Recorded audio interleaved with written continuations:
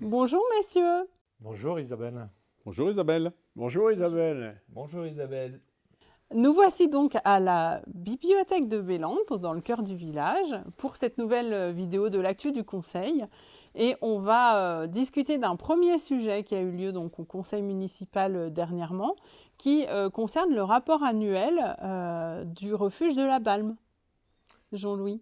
Effectivement, le refuge de la Balme appartient à la commune de la Plagne-Tarentaise et elle met en délégation son exploitation à la société La Balme Refuge Tarentaise qui exploite cet établissement. La loi impose qu'un rapport d'exploitation soit édité chaque année et validé, en tout cas pris en compte par le conseil municipal. Ce rapport, en quelques mots, précise que la fréquentation a retrouvé quasiment son état d'il y a 2-3 ans, 2019, pour trouver son équilibre en 2022, après les années Covid. Merci pour ce petit bilan. On peut peut-être rappeler les périodes d'ouverture pour la prochaine saison ? Oui, alors les périodes d'ouverture sont du 15 juin au 15 septembre. Alors, on va poursuivre avec quelques nouvelles de Montchavin, Daniel Jean, et notamment l'approbation du principe de service public de l'espace Paradisio, puis l'anniversaire des 10 ans. Enfin, il y a peut-être plusieurs petites choses à nous spécifier sur Paradisio. Alors effectivement, on a d'abord présenté un bilan de la délégation de service public qui a fêté ses 10 ans très très rapidement, là, prochainement. Et on a sorti de ce bilan un certain nombre d'enseignements pour pouvoir effectivement proposer une nouvelle délégation de service public. Cette fois, cette délégation sera d'une durée de 5 ans, avec quelques aménagements à l'intérieur de l'espace Paradisio. Et surtout, ce qu'on souhaite, c'est recouvrer la fréquentation d'il y a quelques années en arrière, parce qu'il y a eu une baisse de fréquentation et on souhaite que le futur délégataire soit dynamique, de manière à aller chercher des clients pour optimiser cet espace qui le mérite. Ouais. Et qui est nécessaire pour que le budget soit le meilleur possible.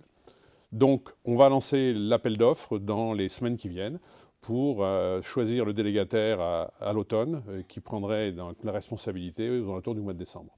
Bon, merci pour ces précisions. On est contents, nous, tous les villages, la Côte d'Em, Valzan, Amaco, on est contents de pouvoir avoir cet espace aquatique. Et puis on est contents aussi de vous avoir tous les quatre, messieurs les maires. Là, ça reprécise un petit peu notre unité, notre union, et à travers ces équipements et ces projets.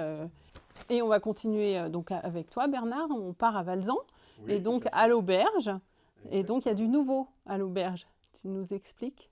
On va parler un petit peu du bilan de l'auberge de cette année. Alors, Madame Mielik, qui a pris la gestion de l'auberge sous forme de délégation de service public, donc nous a présenté son bilan, comme la loi l'exige, sous cette forme de gérance. Donc, c'est un peu comme le refuge de la Balme. Il y a eu bien sûr un gros creux l'année Covid. Bien sûr. Et là, elle a fait, disons, une bonne année 2022 et elle est quasiment revenue au chiffre d'affaires d'avant Covid. D'accord, donc c'est une auberge qui garde quand même un certain potentiel d'activité. Et alors, donc l'avenir concernant l'auberge. Madame Mielik est en train de terminer son contrat de délégation de service public. Elle va terminer la fin mars. Et donc, on a lancé un appel à candidature, et cette fois sous la forme de bail commercial. D'accord. Voilà. Alors, donc on peut faire des propositions. On a jusqu'à quand à peu près ? Jusqu'à la fin du mois. Jusqu'à la fin février. Après, les plis vont être ouverts début mars, à partir du 1er mars. On a déjà des visites. Oui. Voilà, donc ça intéresse quelques candidats. On est content parce que lors du dernier appel d'offres, on n'avait qu'une seule candidature. Donc là, c'est beaucoup plus ouvert.